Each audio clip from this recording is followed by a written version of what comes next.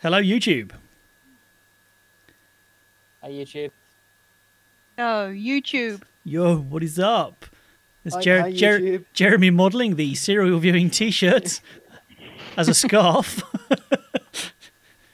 You could wear it if you're an old Russian granny or if you're planning to cross the desert. I was trying to think of something to say, but I couldn't think of anything that wasn't racist. До свидания, товарищ. Yeah. That's the only thing I know how to say Russian. I can say swear words. Well, that was Goodbye, Comrade, if you wanted to know. How is everyone? Everyone all right? Yep. Jennifer's joining us from the Red Room. Yeah. Sorry, you're in the blackout cupboard. I'm in a tent, thank you very much. Next week I'll have the yellow room. I'm in a tent on a windswept moor. Just have excellent audio equipment.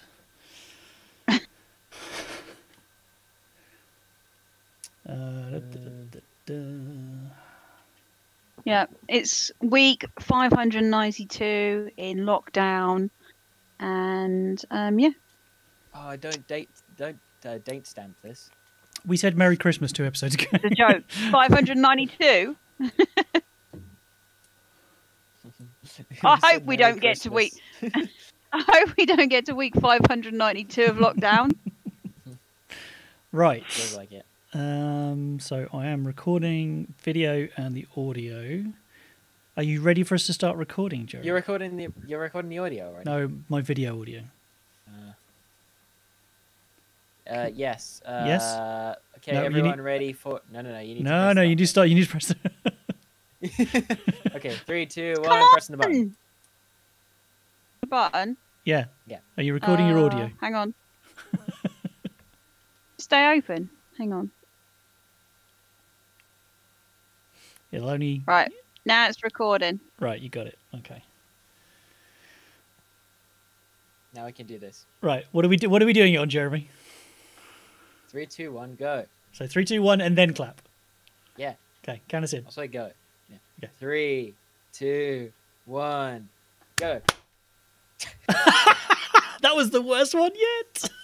It has to make noise. Oh.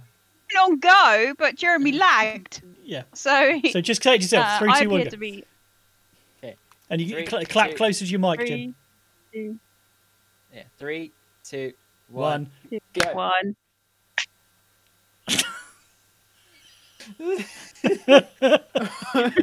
It's both of you. It's like I go 3, See, 2, no. 1, go. Then Henry goes, and then you go.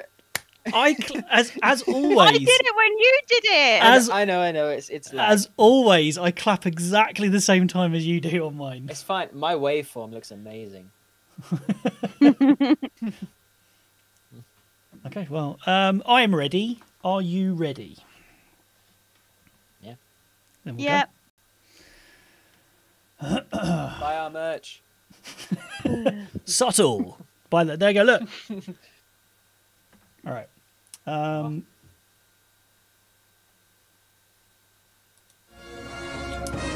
try that again because I pressed the wrong button. Okay. Good job. No, stop it, you piece of crap. Harsh. Okay, we're going now.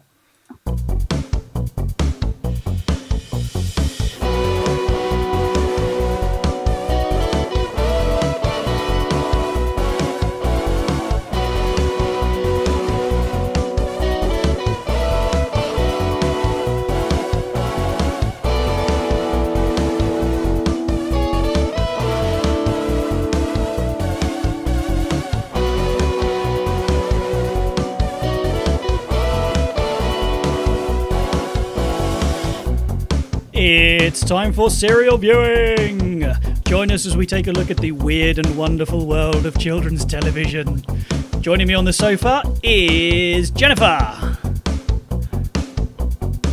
And Jeremy. Hello, Jennifer. Say that again. Hello. Hello, it's me. Hello, Jeremy. Hello, Jennifer. Can you hear me? Yes, yes. Oh, and we start the show, and Jeremy goes him straight in with the coughing fit. He's got some Cheerios stuck in his throat. Other brands are available. I apologise. Oh, this is brilliant. Start. Hello. Hello. Well, yeah. Welcome to this episode of Serial Viewing. This week, I was gonna. Oh, go on. What? What? Sorry. I was gonna do a whole bit about how we've gone through the Vietnam War after watching this week's episode because of its intensity. But Yeah. this was a perfect intro. Oh, look, now you go, look, contagious, whatever you've got. Yeah. Don't believe the lies. It can spread through podcasts.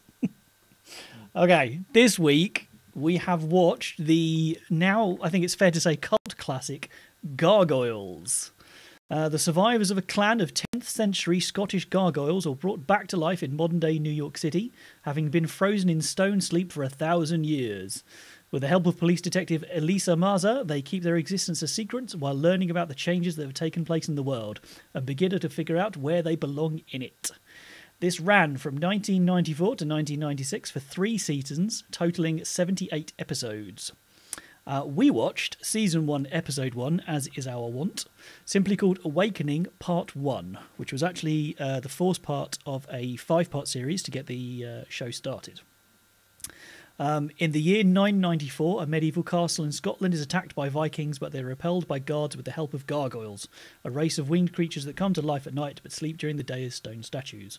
While the captain of the guards sees them as heroes and defenders of the castle, the princess, the magus, and others feel revulsion towards them, and the gargoyles are betrayed. It's exciting stuff. Indeed. Apart from me, have either of you heard of gargoyles before? Yes. Apart from Yeah. you. Yeah. Yeah. Yeah, we definitely used to watch it. I haven't heard of it before. Such lies. You used to watch it when you were little. I don't remember. Do you not remember? No. Can I just say thanks to Disney Plus as well for putting it on just in time for us to watch Yes, I was going to say, if you'd like to watch true. along. because it is available. Yes. If you'd like to watch this with us, So- there are some terrible versions on YouTube, or just go to the source and get it straight from Disney Plus. Yep. Which was a little janky on my end. So I'm going. That's your internet. I am just going to hoist my flag right now. I love this show. So if you disagree with me, you're wrong, as always. Well, I mean, yeah, it's awesome. Oh, we're not all supposed to agree. Well, usually we talk about the theme song, but in the very first episode, there isn't any credits apart from just they flash up the word gargoyle. There's no intro music. So rather than the opening credits and the theme tune, I'm going to ask your opinions on the score. Were either of you even listening to the score? I was. I wrote down quite early on that this is it really, really fills your ears a lot of the time. A lot of the time, like during action-heavy scenes, so it worked, but it was very very loud. There was a lot of action as well. Definitely. And they didn't. And go on. Sorry. I was just gonna say it reminded me a lot of mid-90s cartoons. Funnily enough. That was in my notes. This is very 90s animation style. Yeah. So I put exactly the same. For Well- all sorts of stuff, like everything about it. Disney tried to position this as a competitor to the Batman animated TV series, the really good one.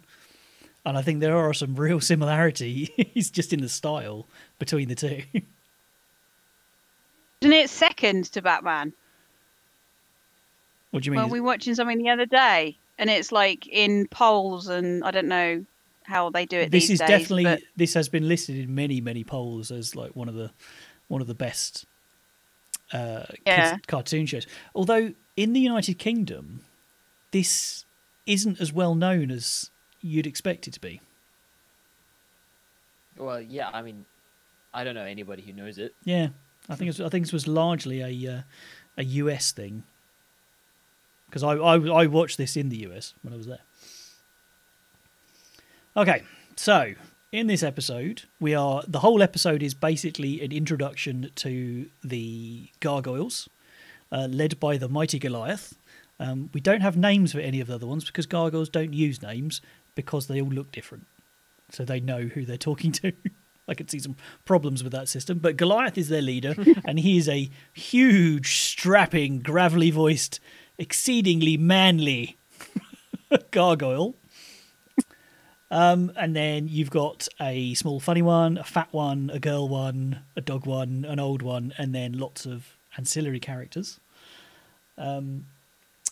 They are living in a castle in Scotland, as I said. Some Vikings show up. There's a big fight. There's a bit of betrayal. There's surprisingly large amounts of death for a Disney cartoon. And blood. Yeah. Well, there's a whole race of gargoyles, and they're betrayed by someone within the castle, and nearly the entire species is killed, which is quite dark. And we're going to keep coming up. The word "dark" is going to pop up quite a lot in this episode. Intense. Yes. Yeah. It definitely had the whole piece. Did anyone see the bad guy coming? Well, that betrayal. Yeah. No. No, I didn't either, and I've seen this many times, and I'd forgotten. The Magus, I wrote shifty eyes, dodgy hair. He's got to be the bad guy, and he wasn't. He's not the bad guy. I mean, I think as well because there might have been some animation like things. Tricks, because I swear underneath his cloaked hood, the original guy who, when he went to meet the traitor, went to meet them, he was wearing a hood up. But underneath, he had like a kind of a white, silvery, cloak, which is what the Magus was wearing. You were definitely supposed to think that it was the Magus. Yeah, definitely, and his voice and everything. Definitely. So might I say as well, right from the get-go, that this, as someone who's aspiring into voiceover and voice acting, this had some amazing voice acting. Oh, it had some. Voice actors as well. Like it had Keith David in it, and he was my favourite. I would listen to Keith David read the phone book. It was amazing. Anything he's in. I said I want him to narrate my life. I love him. Which one's Keith David? He's Goliath. The main guy. Big, deep voice. The big dark guy. Is he not in? Is he in Brooklyn 5? Is he Brooklyn? No, that's not him. He's the actor. You'd recognise. He's one of those. He's one of those actors. No, I know which one. Yeah. It's not. I just don't know his name. No, Keith David's in a lot. Also, Clancy Brown. Yeah. So Clancy. Yeah. I think we're getting ahead of us. I don't think we're explaining the episode very long. So the castle's being attacked by Vikings. And they know the Gargoyles are there, but they're trying to take the castle before nightfall. Nightfall happens. The Gargoyles show up and kick everyone's ass and are all badass. They're then invited to a feast afterwards, but the princess of the castle doesn't like the Gargoyles and is frankly a bit of a bitch to them.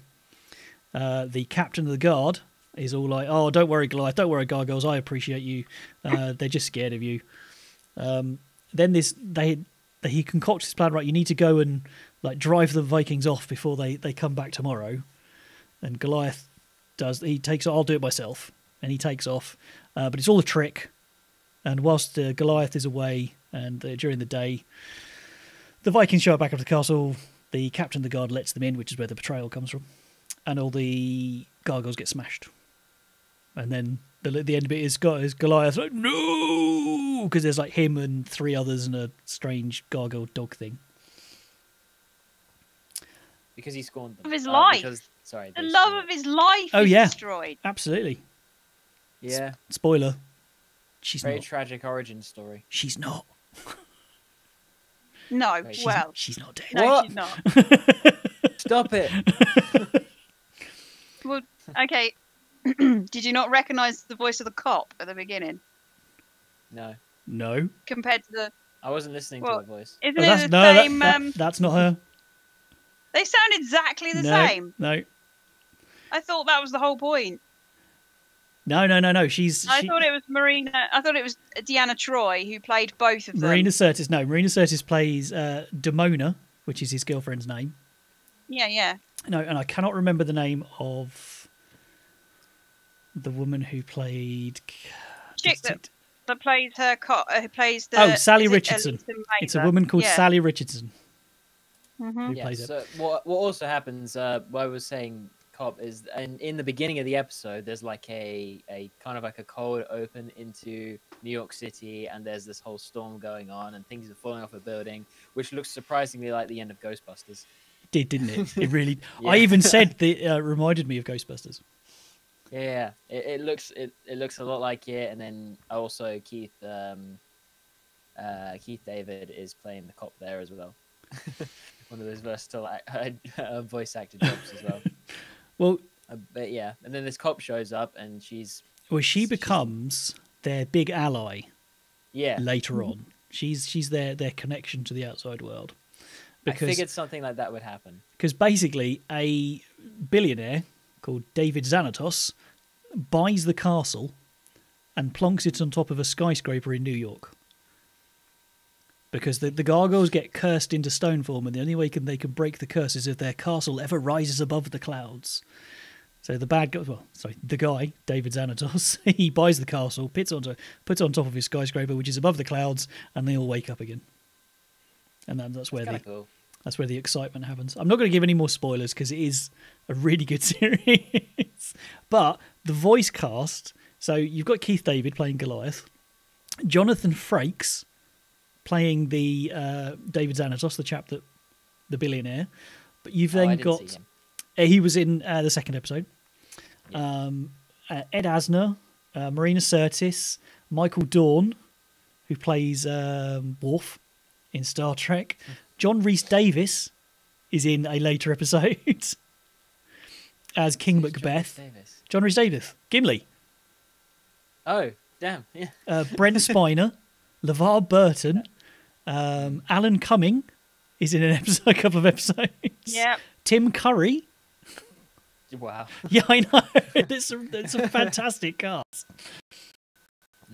Yes. Very, very, a lot of theatre actors. And Biff from Back to the Future. What's his name? Thomas Wilson. Yeah. He plays Matt Bluestone. I'm assuming that he's one of the alien thing. Well, once they get settled in New York, they decide that they ought to have names. So all of the gargoyles take names associated with New York. So one of them's called Lexington, one's called Hudson, Brooklyn, Broadway, Bronx, and Goliath stays Goliath because he's Goliath, frankly. Yeah, I mean, it makes sense. I mean, I've not seen any other episode except for the first one. I have a confession, is that I watched the first episode and then immediately watched two more. Because it was really Just good. Two? Just two, yes. Another one. They were fantastic. Really good. I am going to carry on watching them. Yeah, I think it's no surprise or no secret, sorry, that we enjoyed it. And I only watched the first one, but I am going to go back and watch a bunch. Which is why I won't give you any more. Something that happens usually. I won't give you any more spoilers. Yes, please. Believe it or not, the show was originally right. It is a dark show. Characters die. I think at one point or another, all of the main characters die in the show. All right, some of them are in dream sequences or fantasy sequences, but everybody dies, that's not a Disneyism. That's quite different. So much for no more spoilers. Wow. There's loads of fairly grown-up themes, like grief is handled quite a lot because Goliath is grieving for his people. And the show was originally pitched as a comedy. Yep. So the basic premise would remain the same, but the gargoyles, instead of being all dark and brooding and would be mischievous troublemakers who drove the local humans nuts. They went through several versions like that before it started developing to something a lot darker and grittier. One of the inspirations for it, for the more comedic version, was Disney's Gummy Bears. Really? Yeah, so this could have been really different and I feel like, arguably worse. yeah, I just feel like Oh my god, someone- yeah. they were working on this in the studio, and then someone just slapped down the original Teenage Mutant Ninja Turtle comics in front of them. Because I got massive Ninja Turtle vibes from it. I mean, you got like a chick who's going to be like their correspondent with humans, and they're all living in New York, and they're like, you know, there's a brooding one, there's like a dumb one. Oh, can you imagine a crossover? Yes. That would be sweet. Don't know who'd win though. Ooh, Ninja Turtles. Moving on. Ninja Turtles versus Gargoyles. So there were loads of fight scenes in this, and they were good fight scenes. They were engaging, and there was action, and you had nobody obviously died, so there's no swords plunging into people, but people were getting chucked off castle walls and everything.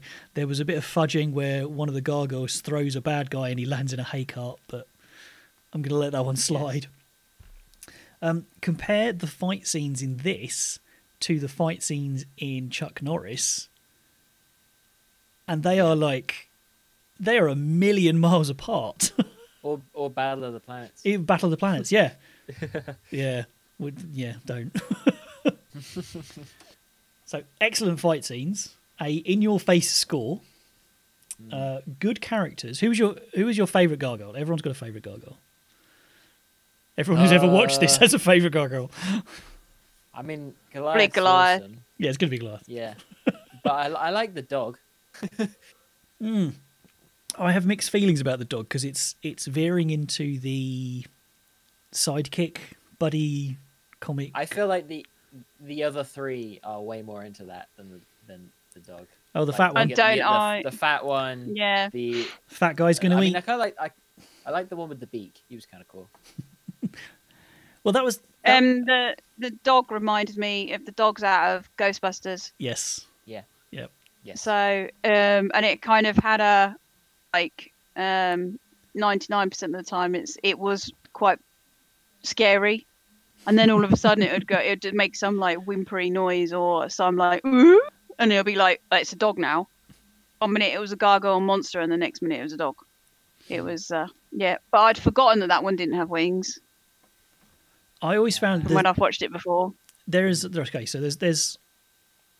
of them plus the dog that survive. You've got the old one with the classic bat wings and Goliath with the classic bat wings, and they've all got classic bat wings apart from the dog and apart from the really skinny one who's got wings under his arms, like sugar gliders. Oh, the little one. Yeah, like flying squirrels have got wings, and I always found that really annoying. I found it quite frustrating because they weren't right.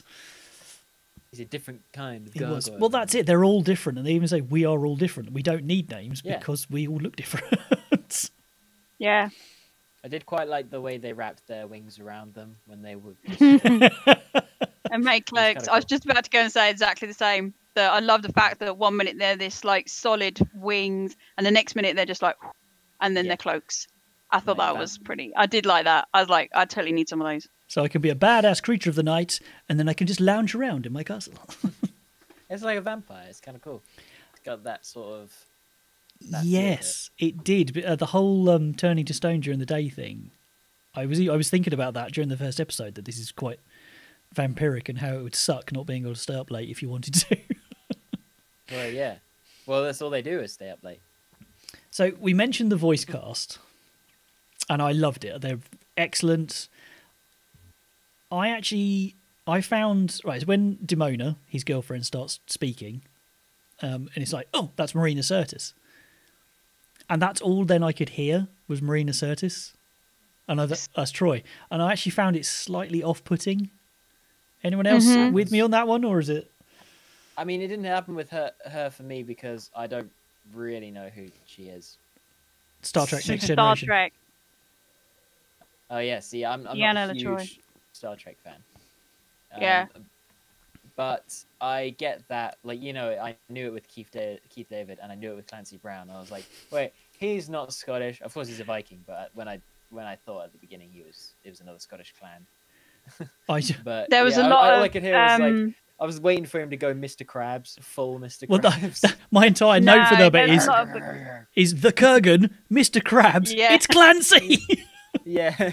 I couldn't type there fast was enough. a lot. Yeah, there was a lot of the Kurgan in Yeah. that Viking of Clancy Brown. Who's the Kurgan? It's from Highlander. Oh yeah. He's the Black Knight from He's- Highlander. Is he? Yeah, Yeah. yeah. So he even wears one bit when they're around the fire and he growls Yes. just like this, like "Urgh," it's like just like the not like I just did it because that was not like the Kurgan. But Let me look. yeah. Because I've seen. I Highlander, wonder but it was a how- while ago. Yeah, I don't know how many what does the Xanadu? What's his name? The millionaire. Oh, Jonathan Frakes' character. Xanatos. Xanatos. I don't know if him and the girl gargoyle get any chats because I could probably that.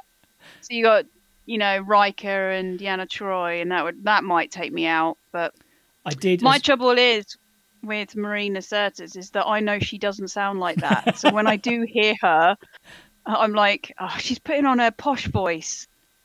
So I what? find it, what does she sound like? it really hard. She's got a really thick Tottenham accent. You should listen to it. She's got a really thick, like North London. What is it? Go on then. Wherever, Like what? I'm not doing it. Damn it. You have to I go tried. find it. You have to go and listen.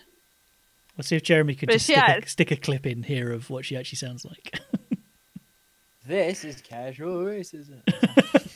No, that's what she actually sounds like. But Yeah. it's really funny when you hear her because she puts on this really posh, intelligent voice. Not that she doesn't sound unintelligent, but the It's educated a voice. juxtaposition. Yeah. Definitely. And then when she's talking normally, she comes out. She's got this really thick Tottenham accent, and it just like you are what?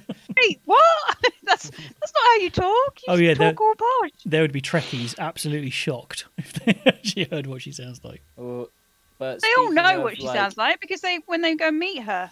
Speaking of separate accents, there are a lot of Americans who could not do a Scottish accent. In this. I'm glad you said Oh that. my god, yeah. Got it twice. They were I trying got it so twice. hard. I know I got there bad was a Scottish lot, accents.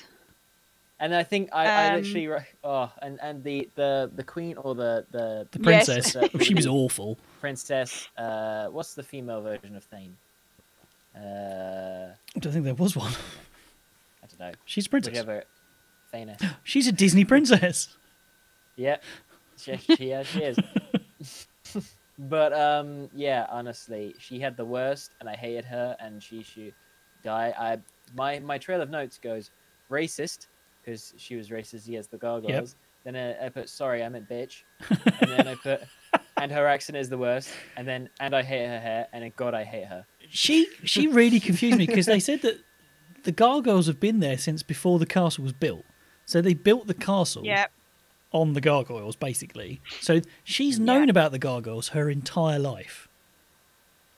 Yeah, I got a bit. So Confused. she I feel grew like- up knowing Yeah. the Gargoyles, and yet she still hates them as the beastly animals they are. Have they just never spoken for like 20 years, however old she was supposed to be? That was weird. Maybe.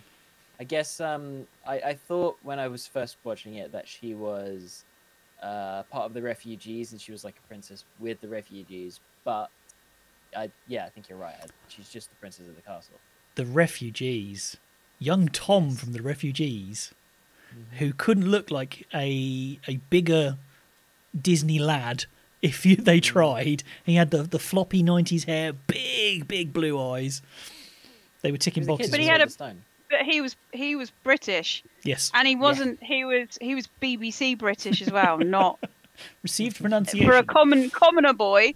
And he was like, he talked properly. Oh, my friend, the Gargoyles, they will be here to save us, mother. Meta.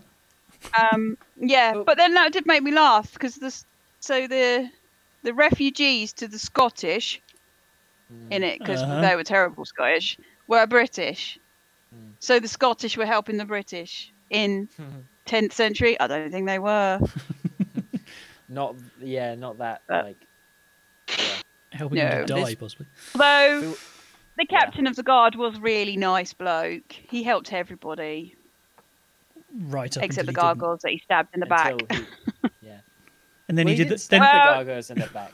he did try and To be defend them, fair- and then he wussed Yeah. out. To be fair, he did tell Goliath, take them all and go, because he knew what was going to happen. It's He not- tried to get them to all go, and True. Goliath was like, no, That's not. no, an I'm going to excuse. be all manly and go by myself. And the rest of them, they can all hang out in the rookery.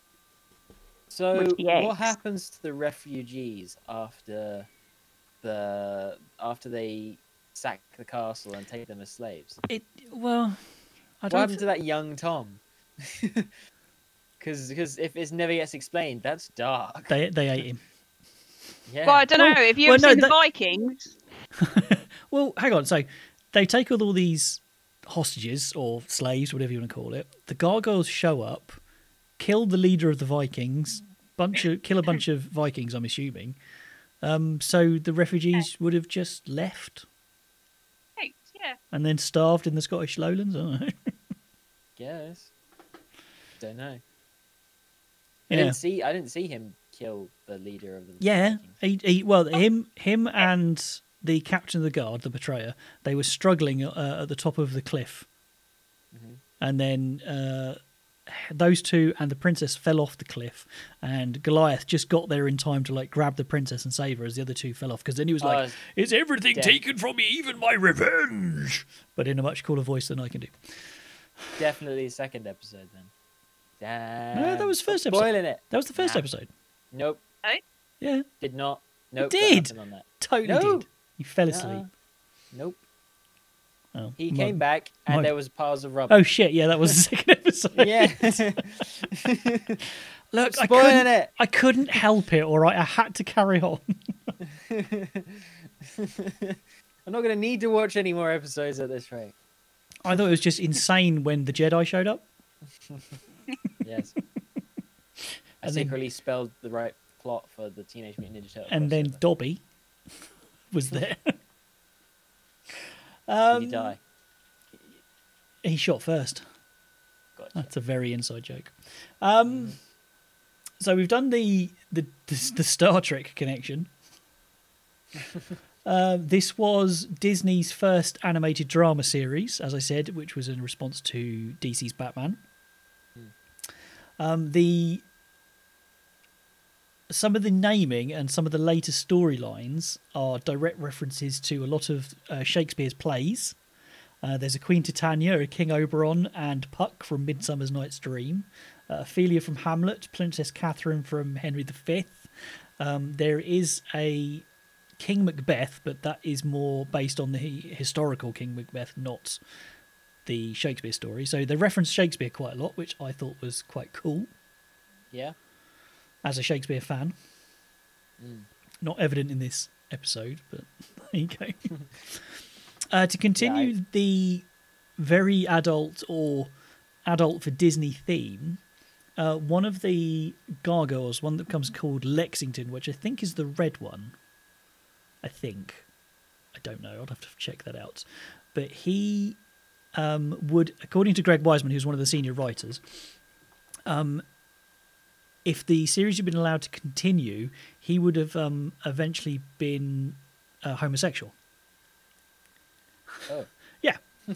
The writer said this would be unlikely to have ever been overtly acknowledged, as the sexuality within a Disney animated property may have been considered inappropriate.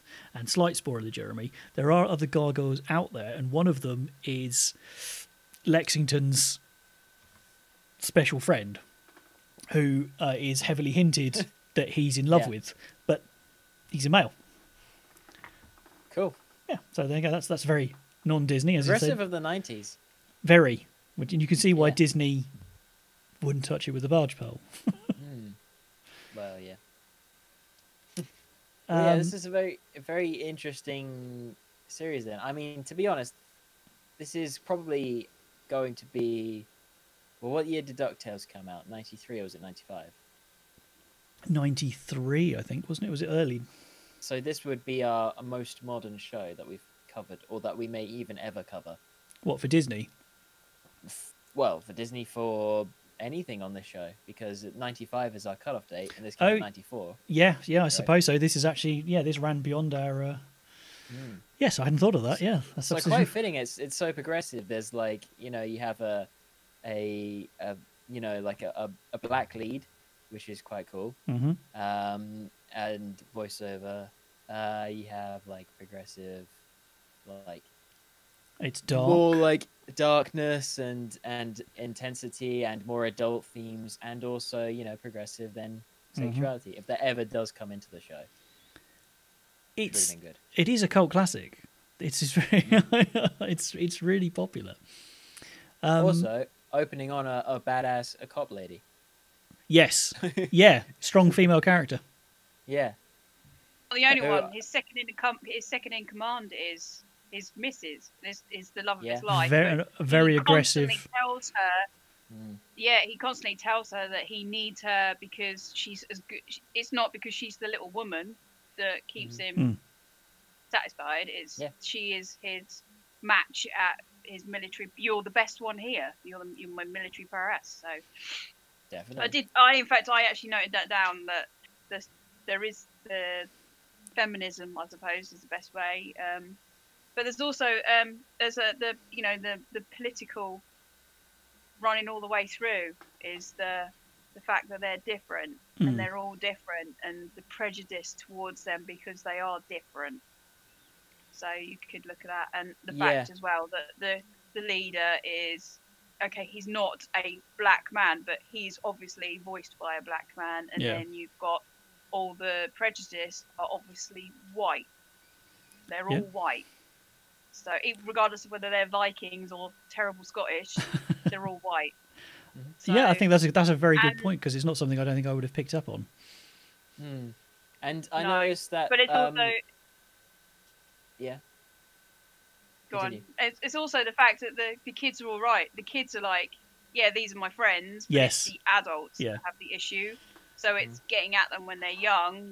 They're understanding that there's nothing wrong with them. They're just different to us. Definitely. They just don't look the same. I think I would have liked. It's the same. I think I would have liked another female character, another female gargoyle.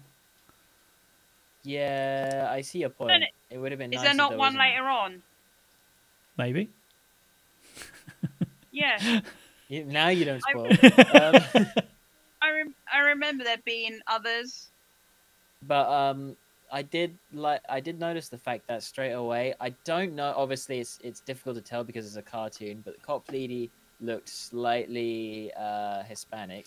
She I don't know if is. that's true. She's I think she's a mix of African American and Native American. Oh, there you go. Like even more diverse. They actually. And then the cop she spoke to at the beginning is black as well. Yeah. And like I'm loving that sort of like it's not just and obviously there were white people there, but it doesn't matter. It's just I like the fact that it's just people. The themes of it are too strong to give a crap about it being anybody else. Don't have to. 90s movies. It was a strong theme to make the middle of the road copper a big black man. If you think about Die Hard, who helps him, it's a huge, great big black guy. So that was quite. I just like the fact that it's the first thing we see on screen. Yeah, it's just like this mixed race lady, and then this black cop, a dynamic, both, like badass. Yeah. Cops. It was picked up by certain other people that because we we mentioned that her hair was blue, and of course somebody else said actually in cartoons don't they normally, if it's black hair, they give it a blue tinge, which is you would normally because you can't have a black hair because if they're then in a black room, so they make it blue to give the appearance, the essence that it is actually black hair. So I totally get it. Yeah, she comes across as that Hispanic Mexican. Yes, absolutely. Yeah. non-white, non-Caucasian. Yeah, I think it's just like I don't know if it doesn't even need like describing. It's just cool that it's, you know, it doesn't matter. You give more depth to this sort of character. Not that there would be anything wrong with being white. Well, when they but I didn't pick up on it's just that. more diverse and it's cool. Yeah, so I didn't even pick up on that. But that, you see, I don't. It's only going back and thinking about it now, because like during when I was watching it, Yeah. I wasn't paying attention to it. You know, Yeah. that's the great thing of having like retrospective now, and like the current day and age we're living in. It's like we can look back on this and say that actually that was really progressive for the time. well which is kinda cool. they cast Sally Richardson as Detective Marza before they started animation, and they deliberately made her character. They designed her to look like her actress, her voiceover artist. So she does look Yes, very cool. similar, which is the same with Jonathan Frakes, who plays Xanatos, who you didn't meet, Jeremy, because you only watched one episode. They redid his character. They drew him to look like his voiceover artist, which I thought was quite cool. Santos, the guy who buys the castle. Yes. Okay, cool. Yeah. Yeah, that's cool. I like that. Um, A bit more of a realistic feel to it as well. Yes, it's more natural. And I think it helps as well with someone like Jonathan Frakes because you know who he is. Yeah. So it's not quite as jarring. I don't know. Yeah. Might be reaching a bit there. And of course, they made Keith David look like the glorious man that he is. Yeah. Although every time, maybe not, but one of my favourite movies as a teenager was Platoon. And he's in that movie, and there's one point where he's singing, and every time I hear his voice, I just flash back to being a teenager, and I can hear it. Wonderful stuff. I would love to hear him singing. So I don't know if you two I noticed don't this. remember that in that movie. It's been a while Yeah, since I've well, watched it, so Yeah, it's, it might be time again. we must have watched it about 100 million times when we were a teenager. I think it's the most watched movie that Well, and Aliens. Not I that don't remember him singing in it. not that anybody needs proof that I am a massive nerd, but I watched Platoon 52 days in a row. Yeah, I remember you saying that. I was so taken with that movie. I had to watch 52 Yeah. days. So more than a month. I watched that movie every day for more than a month. That's a seventh of a year. Don't ask me how many times I watched Star Wars. You know what?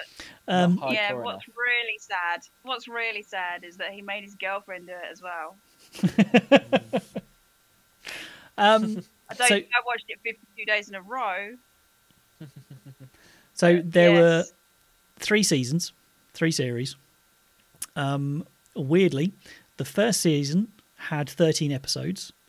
The third season had 13 episodes. The second season had 52 episodes. And that's direct. Wait. Yeah. It went 13, 52, 13. Jesus. So they made the first 13 and it was a success. It was doing really well. But Disney, it was costing a lot. So Disney were kind of like, so they approached Buena Vista, another production, like, do you want to pick this up? And Buena Vista was like, yeah, it's brilliant. We love it. We want to play an episode a day, every day for the 1995 TV series. We need 52 episodes. And they kind of went, well, we're not set up for that. We can't do that. So there was some negotiations going on, and Buena Vista did not back down. We want 52 episodes. So they pretty much quadrupled their staff to do it. They brought in loads of extra characters to pad out episodes, and they did it. And they that's why the second series has 52 episodes in it. But it didn't. This was produced as a rival to Batman the animated series. Yep. And it didn't outperform Batman the animated series. So they cancelled it. So which is why the third series is actually called Gargoyles, the Goliath Chronicles, because it was going to be part of a big arc, but it's only 13 episodes long because they were wrapping it up. Yeah, it makes sense. But I still think it's really weird to go 13, 52, 13, and then to show it every single day. Just to think you could have been watching an episode of Gargoyles every day instead of watching Platoon. I probably would have got more. It'd probably been more enriching for me. Although I do Slightly know healthier. I do know all the words to Platoon now. It was originally they were planning on Gargoyles as becoming the launch vehicle for a whole universe. So they were going to have like the DC comics. So they were going to have loads of different things, and they could all tie them together, and it was going to be this whole cinematic finger wag ear bunny cinematic universe. But and then some of the episodes in the second season were set up to be intros into this thing, and it never went anywhere. It just didn't happen. Was there any information released about No. the future? No, it was all just a planning. It was right. We're going to do this. We're going to branch out. We're going to have another series that focuses on this, and then we're going to have something over here, but they can combine. So they were planning all these amazing things, and it didn't do quite as well as Disney wanted it to. So it all just kind of disappeared. It's really odd. Yeah, yeah. To prove its cult status, in July 2011, the two writers of the G.I. Joe: The Rise of Cobra movie. Oh. Yeah. But they were actually hired to pen a film adaptation of Gargoyles, which didn't go anywhere. And then in 2018, as recent as 2018, Jordan Peele pitched his own film version to Jordan Peele. Yeah, from help me, Kay and Peele, is it? The two comedians. They did Keanu and. Jordan Peele just sounds really familiar. You would definitely heard the name, but yeah. So he pitched his own. I know someone called it. He pitched his own version to Disney, but it's never been picked up. I think this, as a Game of Thrones-esque live-action CGI TV series, would be amazing. It would be badass, and you're going to agree with me when you finish watching it. Oh, they could proper cock it up. Definitely sure that I wish they would do it. I wish they would make more of a genuine series, like, because you said like the first 5 episodes are like an intro taster. Yes. Right. Okay. Something serialized. Like not serialized. Serialized is the one where it's all individual, isn't it? No, serialized. That's the serialized. Yeah. So it's an all long run. That would be great. I just don't think if you remade it without Keith David like doing Goliath. Oh yeah, you would. Well, he's still alive. Keith David's still around. He could do it. That's true. That's true. Maybe if Ron Perlman took over. Yeah, that might work. Yeah. So starting in, when was it? I've lost it now. Oh, there we go. Starting in 1997. The Gathering of the Gargoyles convention was launched, which ran from 97 to 2009. Wow. It was supported by cast and writers of the show. So they all showed up. Marina Sirtis was there. They all did it. It featured special events such as a radio play where attendees to the convention could audition and take speaking roles, a masquerade ball where attendees could dress up as their favourite characters, and art shows and panels and, the stuff you usually get from these conventions. And that ran from 97 and 2009. So again, that's quite, all right, it's 11, 12 years ago now, but that's still quite recent. It was a long time. Yeah. So it's especially given, so you said like by 97 the show would have been cancelled. Oh yeah, it was done by 97. It ran till, what did I say, 96, yeah. So that's a year after it cancelled, it ended, they started a convention. So the writers went to it. It was all there. That's pretty cool. There's obviously a lot of love for the show by, let alone the fan base, obviously the cast and like the writers and everything. The people who made it. And you can tell. You really can. Yeah. Yes. They're invested in it. I only saw 1 episode, but I want to go and watch more because I feel like it's deep. It has meaning. People cared about it when they're making it. So, as I said, I watched 3 episodes today. I doubt I'm going to go another couple of days and not finish off the first 5 episodes. Watch at least another couple of episodes because it was really good. Yeah.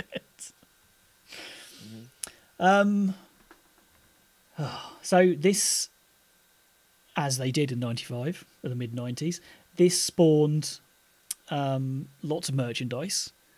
So Kenner of Star Wars action figure fame, they released a 22 5-inch action figures along with 2 vehicles and a castle playset. There was a collectible card game called Gargoyles Stone Warriors Battle Card Game that was published by Parker Brothers in '94. That wasn't the only people that didn't just license it to Kenner. There was other toys and figures. There was stickers, books, clothing, art supply, Gargoyles art supplies, Gargoyles kitchen and bathroom items. So you'd get like Gargoyles toothpaste and stuff. Wow. Clocks, watches. They considered adding a world based on the series to Kingdom Hearts. Wow. But that never happened for reason. This is very... I mean, Disney not making as much money as they could on a TV show. Let's everything out merchandise the shit out of everything. Squeeze it. Get the toothpaste out. There were many comics. So in... there was comics published in the Disney Adventures magazine, 11 stories. In '95, Marvel did a comic series, which also ran for 11 issues. They were going to do 12, but at the end of the 11th one, they even announced the 12th one, but it just didn't happen for reasons. And then in 2006, a comic company called Slave Labor Graphics, in association with Creature Comets, they began working on a Gargoyles comic written by Greg Weisman, who was the senior writer back in the day.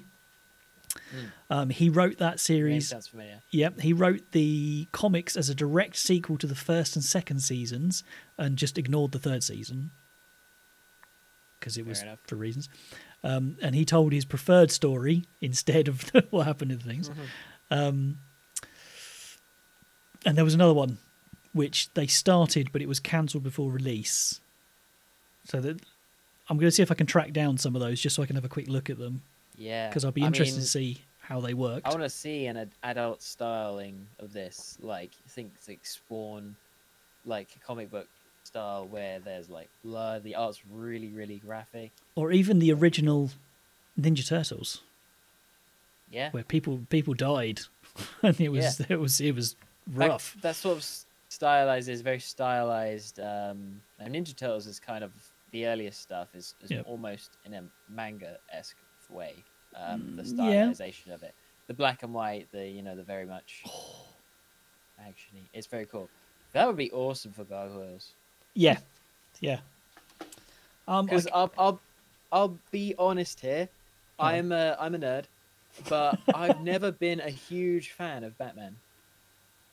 No, I haven't either. I like the Batman animated series, and some of the movies are okay, but I'm not. I appreciate loads of people like him, and his favorite. He's their favorite superhero. It's just never really been a big thing for me.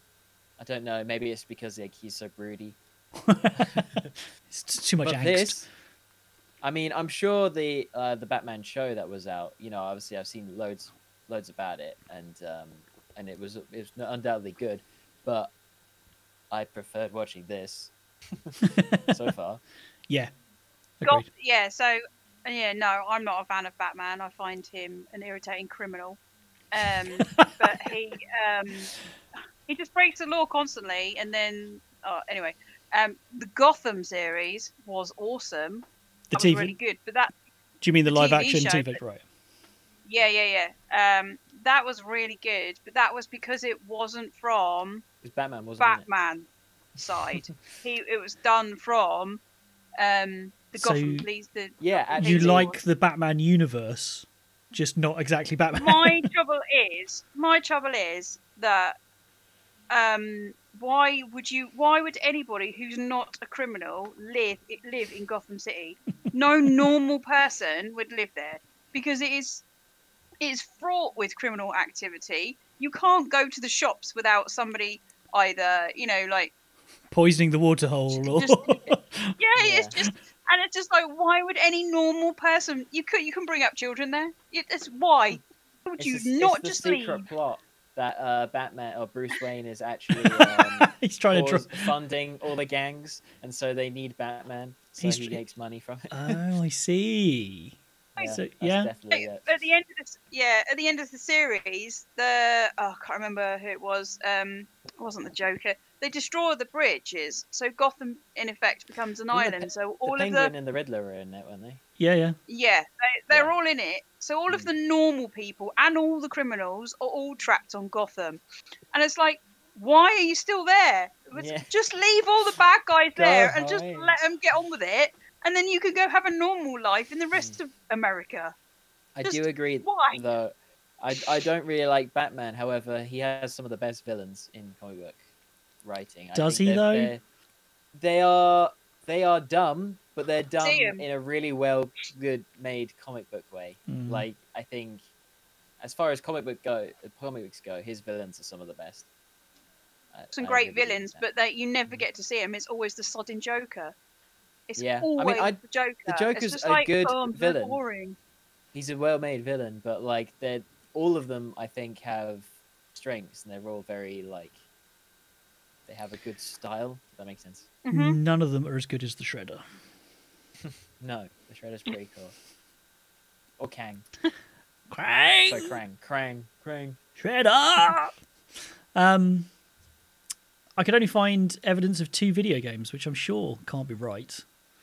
There was a very popular and very well received game released in '95 by Buena Vista Interactive as a Sega Genesis exclusive in the US only, which was a side-scrolling action platformer, which sounds pretty cool. Like a platformer. Sounds about right. Yep. And then there was a handheld LCD game titled Gargoyles Night Flight, which was released by Tiger Electronics in 1995 in China. So I can imagine that's probably worth quite a lot of money to a collector. So is this quite popular in China then? They're a bit funny about things like this. I don't know. Does anyone know, was this popular in China? Let us know. We won't know. Serial viewing's banned in China. No, that's just you, Jeremy. You're on the no-fly list. Damn it. So if you know if this is popular in China, please let us know. This is a wonderful time to tell you can get in touch with us on our website, where you can leave us a voicemail. There is a contact form, or you can email us directly at serialviewing@gmail.com, or you could even go to our Instagram page and drop us a message through there. So you can get in touch with us. Oh, and we have had somebody contact us the other day. I'm not going to play the audio because I don't think she'd thank me. But hello, Rosie.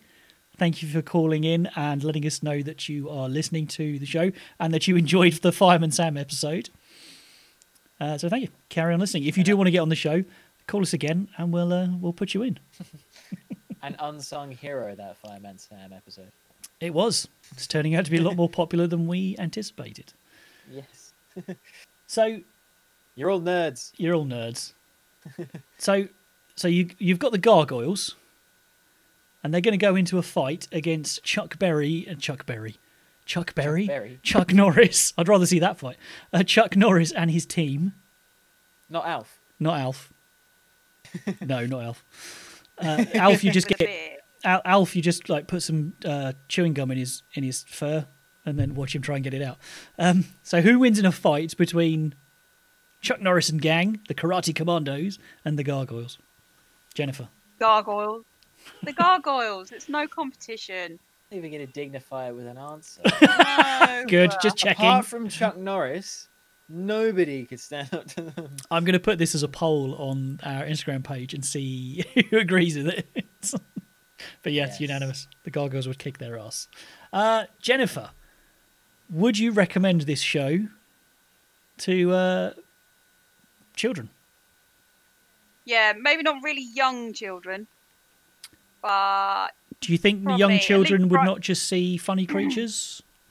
Would they pick up on the darker overtones? I don't know. I don't know whether they would get bored because Yeah, I see your no, point.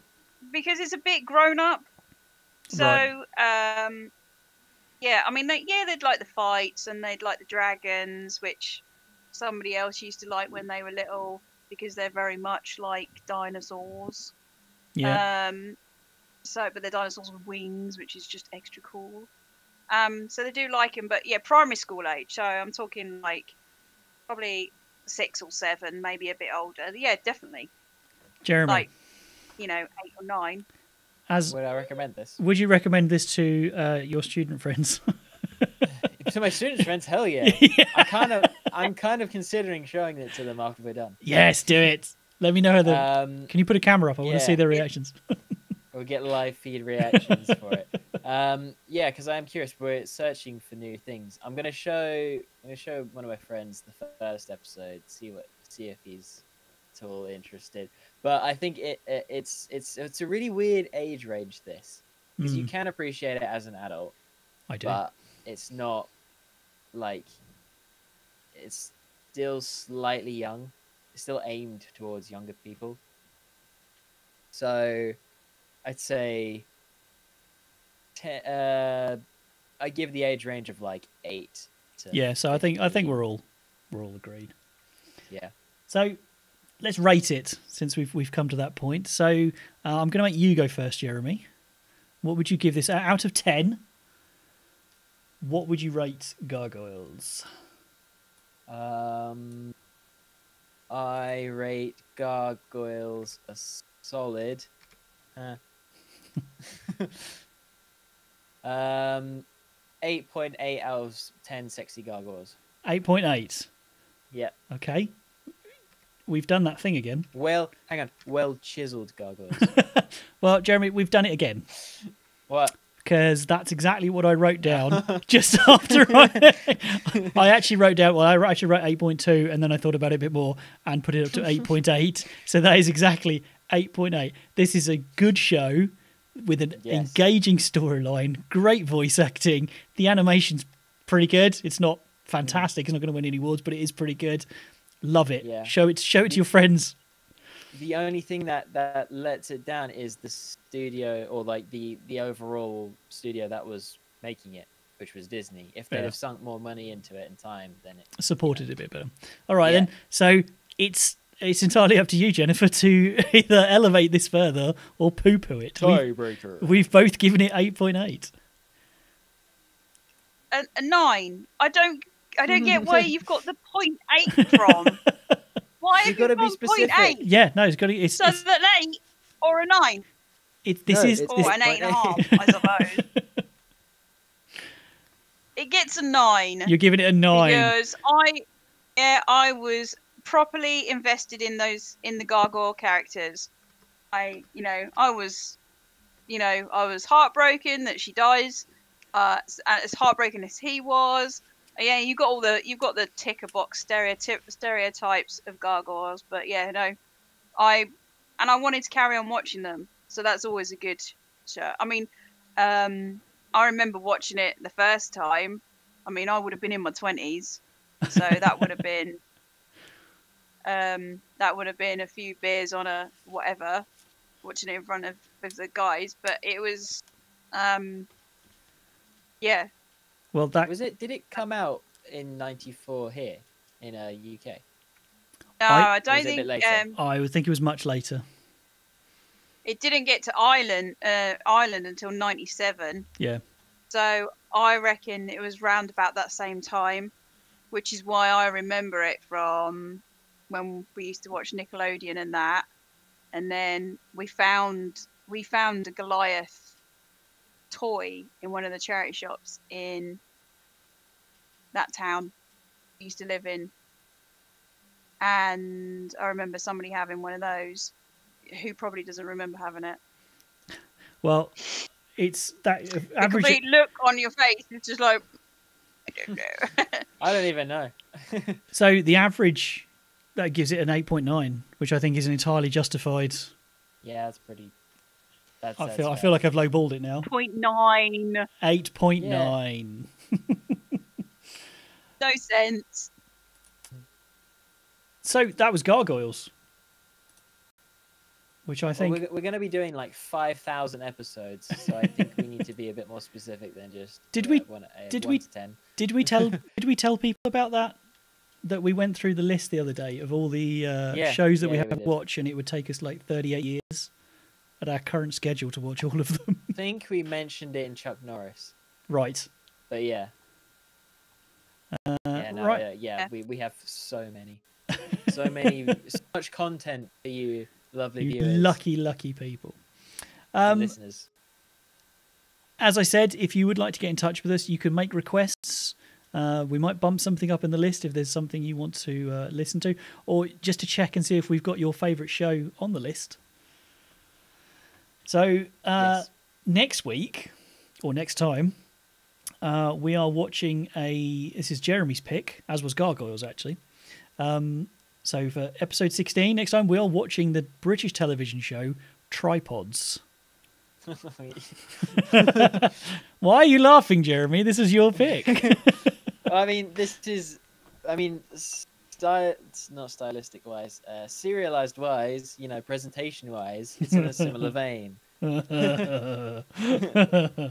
That's where the similarities drop.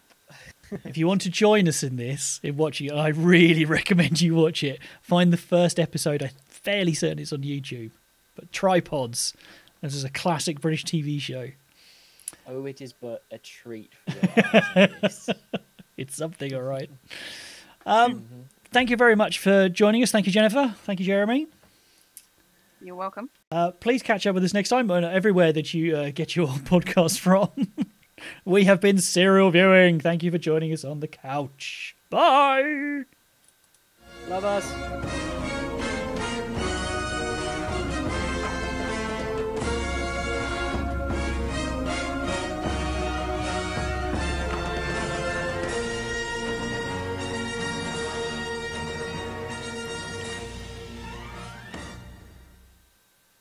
And we're done. That was a really good piece of music. The outro's really good. Well written. But I didn't see it until the ending, which sucks. Because they completely skip it. And for all that I meant to mention in the episode, for all the other episodes, they do a previously on Gargoyles. A recap. And do a little recap. I did mention that in when I was watching the ending, I was pretty much spoiled for the entire show anyway. I know. Because I got to see this long ass next time on Gargoyles. Well, I don't know. Well, welcome to the off show. Thank you for hanging around, YouTube. Oh, excuse me. Oh, I've been dying to do that. But to the after show. That's my Keith David impression. I can't go deep enough. No. I don't think you did him justice, Jeremy. I'd have to sit at the bottom of the Mariana Trench to get even as close to his deepness. Funny you say that, because the first time I heard his voice and something I associate with him is a National Geographic documentary that was gifted to me. That was about the Caribbean Sea, and he would literally just be like talking about fish for like an hour and a half, and it was amazing. And you were okay with that, yeah? Yeah. It was amazing. His voice is so velvety. I love Gargoyles. Yeah, it was good. I had forgotten just how much I love Gargoyles. Do I win the choice award? Yeah, that was an excellent choice. Thank you. Well, you picked that. No, that was I didn't realise Jeremy picked I- Gargoyles. that was a Jeremy pick. Because Henry mentioned Gargoyles in the first, actually when we first started doing it, he was like, "Oh yeah, Gargoyles! Oh, it's gonna be so good." And I said, "Well, what's Gargoyles? I want to watch it." We were doing DuckTales, I think. Yes, I think we were. Yeah, I don't get another pick until episode 19. What episode are we on now? Gargoyles is episode 15. Are we not doing them in like you? No, we're just doing them me. in an order. So my pick was Chuck Norris, and then it was yours, Jen, for Alf.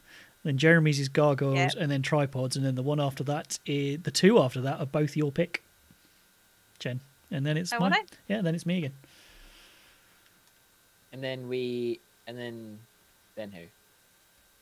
I'm not going through the whole. Then it's you, then it's Jeremy, and then it's me, Sorry, and then it's Jen, and then it's me, and then we finish up with you again. Sorry, I completely forgot we were filming a video. How rude! You're forgetting our YouTube friends. We still need to do the cards. We need to rate the Welcome cards. to the after show. Woo! The after party starts now. Yeah. That's So good. we're gonna have to, because as I said in the show, because we didn't get a theme or an opening credits, we're gonna have to rate this on the score. And I gave it a 38. I mean, I've heard the theme. Oh, sorry. I gave it a 38 out of 50. No, Or 100. 100. Because it was there and it was quite good, but I don't remember. It was okay. Yeah. Yeah, I don't remember Yeah, it. kind of. Yeah, I'm with you there. I mean, it's good songwriting in parts of it. It's just, it's not. Nothing particularly strikes out. It's not terribly 80s. I mean, it's quite 90s. Well, perhaps that's a good thing. That it's not identifiably 90s. You don't point and listen to it and go, oh, 90s It has cartoon. aged well, Yeah. I think. Apart from like the quality of the animation, I think the show as a whole has aged quite well. But I'll give it. I'll go a bit higher and say 45.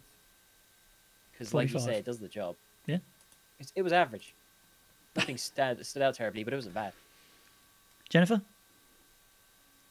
Yeah, I'd probably go 35. It was like say it worked really well as the instrumental or the going along with music, but I didn't really see it as a theme tune, and I can't remember. I'm trying to think of it now, and we, Yeah. watching it, I can't remember how it went.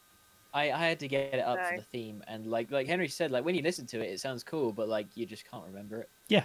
It If completely I fits. heard it, yeah, if I heard it, I'd go, oh, that's the Gargoyles, but I can't. It's not in my head. It's not like the fact that Simon Sam is that's still in my head. And DuckTales. Do-do-do. Oops, yeah, What? Oops. nothing. I didn't record. What? Any of it? No, I didn't stop the recording. All right. Well, that gives us an average of 39, which I think is pretty good. I think that's representative. I think that's fair. I think it is what it is. Let's do weirdness next. Jeremy. Didn't I start? No, I started. Weirdness. Yeah.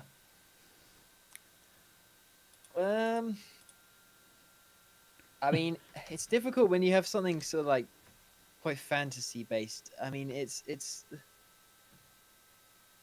don't know. It's This is going to be. I thought this might be hard. because there are some weird parts about it, but nothing too obscure or strange. I'll go for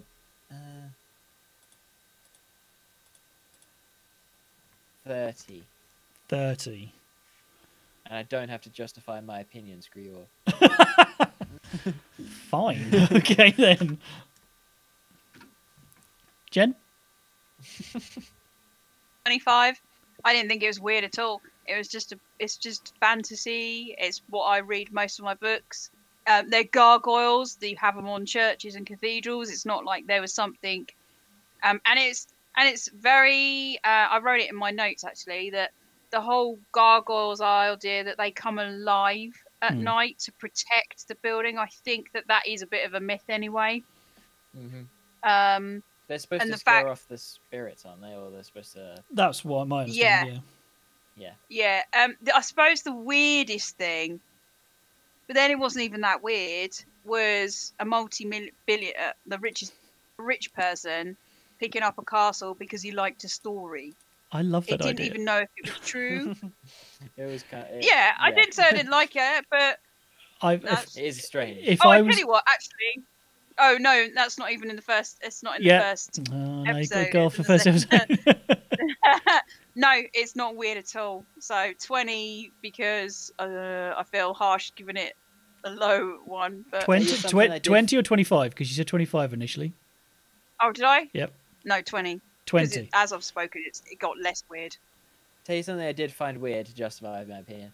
It's they're like hulking, ripped gargoyles, and most gargoyles I've seen are like these like scary like creatures, whereas these are like man gargoyle and barbarian gargoyles, you know, which is a little bit weird, but you know, it makes sense for the story. They're another species of people. Well, I gave it a 20 because for nearly all the same reasons that Jen did, as there's nothing terribly weird about it. So yeah, it was what it was. So that gives it, I think it's averaged out about, gives it a score of 23, which isn't anything special. Educational. Was there any educational value in this? I gave it a 17 because I learnt that you can't trust humans. We must fight against. Americans. We've got to fight against prejudice wherever we find it, even if you're a 8-foot tall creature that turns to stone. And Americans can't do Scottish accents. Yeah, that's true. Yeah, so I got a 17 for me. Just more than 17. Because I found it really educational, and you've just listed off loads of stuff that it was educational. It's getting a 17. If you want to raise the... Well, I think he should definitely get a 55. A 55. There was political, feminism, sexism, there was racism, there was loads of stuff. You know, these are not things we should be teaching our kids. Yeah, so you've got that educational value. Not all kids have great parents, so watching TV shows help them see. Well, that's fair. Yeah, that's fair. You know, you've got strong. You know, like you say, I learned not to trust in big men. Do you know what you say? They're not who are being nice to me. Stuff like that. You know. No, I think that's a fair. It's a very good point, but I'm not going to change my score. I also learned that Americans can't do Scottish accents. I'm gonna do a bit of a flip here. I think I see both the points equally. I see but my point of view is that it did all of those things, but it didn't do it with the intention on teaching people those things. I think, and if it like the whole point of it was to make a good show, and so that's why I think I'm going to lower my education value but raise my impact value, because if it had come out nowadays, it would have been a bit more about educating yourself and like making sure you're aware of all these current issues that do go on. But it came out in the mid-90s, and I think parts of it were definitely about that, so I'm still going to give it a higher score than Henry. But I think I think it did it more for the coolness aspect. It was just like it didn't care, rather than you need to like know about it. That's fair enough. So what are you going to give it? So I'm going to give it a 40. Okay. To average the score out a bit. So that gives it. Let me just figure this out. That gives it a score of 37 for educational, which is it's all right. Bad. Do we agree with that one? Yeah. Okay, so impact.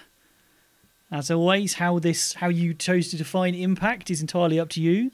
Just how cool the show was, how far into the popular culture you think it penetrated. Jennifer. Like Jeremy just said, I definitely think it had an impact. The fact that it's become a bit of a cult. So it probably didn't have an impact at the time, but it has done over the last 20 years. The fact that you've got actual whole conventions and it's only a little tiny cartoon. There's big, huge, popular shows that don't have their own convention. Only the convention's not going now, but it went for quite a while, and they still, you know, like Comic-Con, you still get people dressing up as gargoyles, and they do like little gargoyle meet and greets. But so from a nerdy geek perspective, it was definitely impactful. But as I said, from an educational value, you know, it's definitely impacting in that way. So I definitely think I'm going to go up with I I think 63. 63. Okay. Yeah. Well, I've already pinned my opinions to the mast. I think this is absolutely brilliant. So I gave it a 74. Yeah, straight out the gate. I don't think I can't think of anything apart from the dodgy accents. There's nothing really that drags it down. I want to watch more. I'm going to watch more. So it's obviously had an impact on me. I did dock some points because it's a cult following, but I don't think if I ask many people, I don't think there's going to be a whole raft. It's not like Transformers, where everyone knows what Transformers is. No one's made a Gargoyles movie yet. I think they will eventually. So yeah, so I'm happy to give it a 74. I think that's fair. Jeremy. I mean, I agree with that point, and I'm always reluctant to give cults followings extra points for that aspect. You know, obviously it had high impact on certain people, but not on the general populace, like such shows such as a certain Nightmare. Jace and the Wood Warriors is a great example because it's something not known outside of the United States very well. It was I don't remember it ever being big. It's not really penetrated popular culture, but there are some die hard loyal fans for it. So from what we've seen, so that's a great point. But also I like Nightmare. Nightmare is a similar sort of aspect in it. I feel, apart from the fact that Nightmare seems to have a bit more of a resurgence in the few recent years, and it's but I mean I duck. But for all the reasons I said that it shouldn't be educational, I'm bumping up for impact, right? because it had the balls to do it at mid-90s for Disney and all this stuff. Like when I think about what movies Disney was making at the time, they weren't as outward as this. Okay, yeah. I think 94. When Lion King come out, 92 or 93? That was, I don't know actually. I think it was 92. Not a Disney fan normally. But yeah, so, there's all this, they're trying to go back and be safe, but then Gargoyles is the edgy kid who just sits on the sidelines. And yeah, there definitely will be a movie made of this soon, if not in a Netflix show. 94. What, Lion King? 94. Yeah, 94 for Lion King. Right, same year then. Yeah. So there you go. Lion King. It's not exactly. Yeah, there's difficult themes in there, but it's because it's based on Shakespeare. But it's not that outward as this show was at the time. And so I'm gonna give it a 80 to level again. Crikey. Yeah. So that gives. So what did you give it, Jen? Sorry. Hard for Henry. Yeah, sorry, I'm failing. What did you give it, Jen? It was 60. 63. 63, I think. I think it was 63. 63, yeah. So let me just work that out. Comment on this video if it wasn't 63, and we're all idiots. Okay, wow. That gives it a 72 rating under impact. Ooh. That's really high. It was a good show. It was a good show.